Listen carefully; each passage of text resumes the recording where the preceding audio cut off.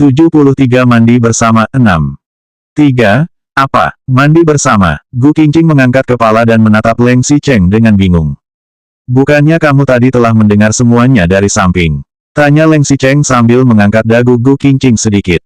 Ia perlahan-lahan menarik lagi tangannya yang satunya lagi untuk memegang pinggang Gu Qingqing. Jika dilihat dari samping, sosok tinggi Leng Xicheng melilit Gu Qingqing dan wanita itu terperangkap dalam pelukannya Xicheng. Dagunya tepat di atas kepala Gu Qingqing sehingga mereka terlihat seperti pasangan suami istri yang intim. Hanya saja, mungkin karena Leng Xicheng baru saja kembali dari Inggris yang dingin dan lembab, suaranya juga membawa sedikit kelembaban. Ketika ibuku menyuruhmu, bukannya kamu menurut dengan patuh. Bahkan, kamu tahu hari ini aku akan kembali dan masih sengaja menungguku di kamar sambil melepaskan pakaian. Mengapa? Apakah kamu khawatir aku akan kembali dari Inggris membawa dua wanita cantik berambut pirang untuk merebut posisimu? Leng Xicheng tidak akan melakukan itu. Di titik ini, Gu Qingqing pasti percaya tentang itu. Semua wanita yang disukai Leng Xicheng memiliki kualifikasi yang sama, sesuai selesa pria itu. Pinggang ramping, kaki jenjang, dan rambut keriting yang panjang. Leng Xicheng tidak suka ras campuran ataupun orang asing. Alasannya juga sangat sederhana, yaitu karena Leng Xicheng sendiri adalah orang Tiongkok asli. Karenanya, ia lebih memilih wanita berkulit kuning dan bermata hitam. Gu Qingqing menundukkan kepala dan tidak berbicara. Setelah beberapa saat ia berusaha melepaskan diri dari pelukan Leng Xicheng, ia berkata, kamu lelah karena duduk pesawat untuk waktu yang lama. Aku akan mempersiapkan air untukmu. Leng Xicheng memperhatikan Gu Qingqing yang berjalan ke kamar mandi dan ia merasa agak terkejut saat menatap ekspresi Gu Qingqing yang tiba-tiba berubah menjadi tenang. Menurut rencana awal, Leng Xicheng seharusnya bisa tinggal 2 atau 3 hari lagi di Inggris. Namun, ia bekerja lebih keras untuk menyelesaikan pekerjaan secepat mungkin dan mempersingkat jadwalnya. Leng Xicheng ingin kembali lebih awal. Begitu Leng Xicheng turun dari pesawat, ia menerima telepon dari ibunya dan ia sebenarnya sedikit terkejut. Karena beberapa hari ini terlalu sibuk, ia jadi tidak punya waktu untuk memperhatikan urusan pribadinya. Jelas saja Leng Xicheng tidak tahu bahwa malam ini televisi menyiarkan berita tentangnya, terutama tentang berbagai gosip skandal. Jika Gu Qingqing bisa melihat berita itu, jelas orang tua Leng Xicheng juga bisa melihatnya. Leng Xicheng tidak pernah menghindari gosip skandal apapun sebelumnya. Lagi pula, Gu Qingqing tidak peduli dan juga tidak pernah bertanya tentang gosip-gosip itu. Namun, hari ini adalah pertama kali ibunya menelepon untuk menanyainya. Tanpa pikir panjang, Leng Xicheng langsung menduga bahwa Gu Qingqing yang melapor kepada ibunya. Belum lagi, ketika Leng Xicheng membuka pintu, ia langsung melihat Gu Qingqing yang nyaris telanjang dengan ekspresi seperti ingin menerima, tetapi berpura-pura menolak. Meskipun Leng Xicheng menduga bahwa Gu Qingqing sengaja melakukannya, ia masih sedikit terkejut. Apakah Gu Qingqing begini karena terakhir kali Leng Xicheng memberikan hukuman yang terlalu keras dan keesokannya langsung pergi ke Inggris?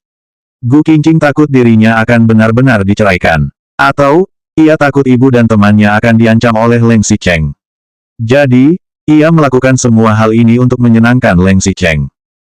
Meskipun Leng Xicheng tahu dalam hatinya bahwa Gu Qingqing kali ini mengatur semua ini karena dua alasan, itu berarti setidaknya Leng Xicheng masih sedikit bernilai dalam hati Gu Qingqing.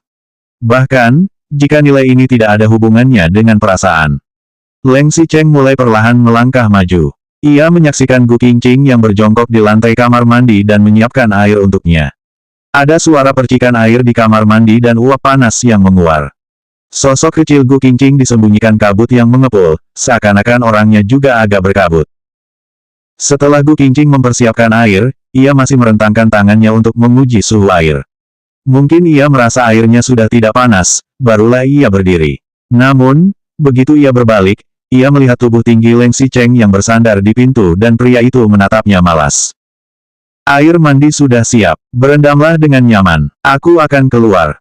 Gu Qingqing sedikit menundukkan kepalanya. Saat ia baru saja berjalan sampai di depan pintu, Leng Xicheng langsung merentangkan kakinya yang panjang untuk menghalangi pintu. Leng Xicheng mengangkat alisnya dan bertanya dengan nada yang agak santai, mengapa kamu pergi? Bukannya sudah aku bilang, harus mandi bersama. 74 Aku takut terkena penyakit. 1. 2. Leng Xicheng, kata Gu Qingqing dengan sedikit terkejut dan juga sedikit bingung. Apakah ini karena, beberapa hari ini Leng Xicheng, tidak terbiasa, di Inggris sehingga tidak pergi mencari wanita. Jadi, setelah dia kembali ke Tiongkok, dia segera kembali ke rumah karena tidak ada Chen Wenji ataupun wanita lain untuk melampiaskan. Pikir Gu Qingqing. Ia jadi khawatir Leng Xicheng akan terus salah paham. Aku tadi benar-benar tidak sengaja. Aku tidak melapor pada orang tuamu. Aku juga bukannya sengaja menunggumu kembali dan melepaskan pakaian untuk menggodamu. Aku hanya pergi berbelanja dengan Li Yuyu. Aku juga baru saja kembali, jadi kebetulan bertemu denganmu. Bukan itu yang ingin aku lakukan. Jika aku tahu kamu akan kembali malam ini, aku akan lebih cepat berpisah dengan Li Yuyu, terang Gu Qingqing sambil mengangkat kepalanya sedikit dan menatap Leng Xicheng dengan tenang. Setiap kali Gu Qingqing mengucapkan satu kata, wajah pria itu perlahan-lahan menjadi lebih tegang. Awalnya masih ada sedikit rasa terkejut dan begitu sedikit harapan dalam hati Leng Xicheng. Tetapi, semua itu menghilang karena ucapan Gu Qingqing barusan. Ternyata rasa malu Gu Qingqing tadi saat menerima panggilan telepon orang tua dan ekspresi ingin menerima tetapi berpura-pura menolak, itu semua hanyalah angan-angan Leng Xicheng. Gu Qingqing menyadari bahwa wajah Leng Xicheng menjadi semakin suram dan amarahnya kurang lebih memang begitu. Pria itu ingin membuat Gu Qingqing mengaku bahwa dirinya telah membuat Leng Xicheng tidak senang karena merencanakan semua ini. Begitu Gu Qingqing mengklarifikasi bahwa ia bukan sedang sengaja menggodanya, Leng Xicheng masih saja tidak senang.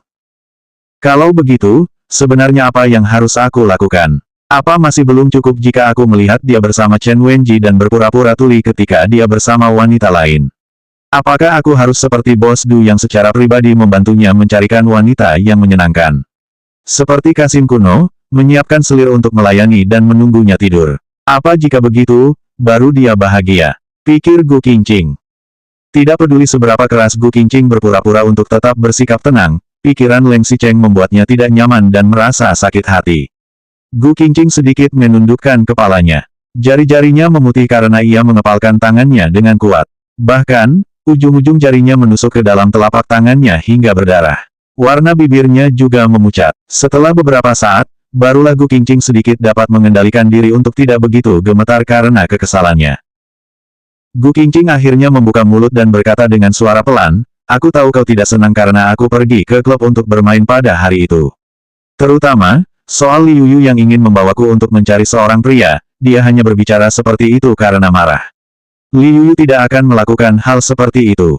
Dan juga Bos Du, singkatnya, aku tidak suka suasana star. Aku tidak akan pergi lagi nanti. Dan juga. Ketika Gu Qingqing berbicara sampai di sini, ia segera mengangkat kepalanya dan menatap mata Leng Xicheng yang tajam. Ia pun akhirnya melontarkan kata-kata yang telah melekat di tenggorokannya untuk waktu yang lama, jika kamu benar-benar butuh, juga boleh pergi mencari orang lain. Aku tidak akan cemburu. Leng Xicheng sepertinya tidak mendengar dengan jelas sehingga ia bertanya sekali lagi, apa katamu? Jarak antara mereka berdua begitu dekat. Meskipun suara Gu Qingqing begitu pelan, tidak mungkin Leng Xicheng tidak mendengarnya dengan jelas. Kecuali, Leng Xicheng ingin mendengar Gu Qingqing mengatakannya lagi. Gu Qingqing mengangkat kepala, wajahnya tampak pucat dan ia berusaha mengendalikan hatinya yang gemetar. Ia menatap wajah Leng Xicheng dan mengucapkan kata demi kata, jika kamu benar-benar membutuhkannya, mau itu Chen Wenji, ataupun wanita-wanita yang ada di Star, aku tidak akan cemburu. Ekspresi Leng Xicheng langsung berubah menjadi dingin. Jantungnya seakan baru saja dipukul palu. Ada rasa sakit yang menghujam dadanya. Bahkan dia masih bisa berkata bahwa jika aku benar-benar membutuhkannya, aku bisa pergi mencari orang lain. Orang lain siapa? Apakah di matanya, Leng Xicheng begitu tidak tahu malu dan begitu mesum? Apakah sejahat itu? Dia juga masih mengatakan bahwa dia tidak akan cemburu. Tentu saja dia tidak akan cemburu. Tidak ada tempat untuk Leng Xicheng sama sekali di hatinya. Selanjutnya bab 75 aku takut terkena penyakit 2.